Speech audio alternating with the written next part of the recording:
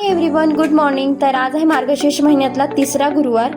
तर मी 5:30 वाजताच उठले होते, कारण की श्रीजा सकाळी सकाळी झोपलेली असते, त्यामुळे मग मला कामं पटापट करता येतात.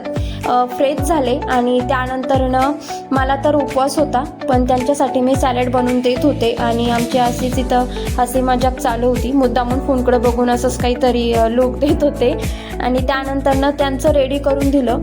आणि माझी इथं अशी रिॲक्शन यासाठी आली, कारण की किती डार्क गुलाबी कलर दिसतोय ना बीटचा, असं बारीक कट केल्यानंतरनं. ते काही नवीन नाही आहे, पण असंच मला छान वाटलं बघून. आणि त्यानंतरनं त्यांचं रेडी करून दिलं. तिचे पप्पा ऑफिसला गेले आणि त्यानंतरनं उठली श्रीजा. मग काय कामांना ब्रेक लागला. मी मस्तपैकी तिला सोबत घेऊनच चहा बनवला, कारण की खाली खेळत नव्हती. चहा घेतला, त्यानंतरनं लेपन केलं. श्रीजा खेळत होती आतमध्ये आणि मग कामं काय चालूच राहतात आपले छोटे मोठे, ते चालू होते.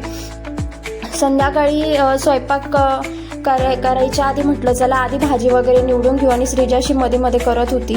संध्याकाळी तिचे पप्पा घरी आल्यानंतरनंच मी दर गुरुवारी कहाणी आणि आरती करत असते, कारण की ते मध्ये मध्ये उठणं चालत नाही कहाणीच्या.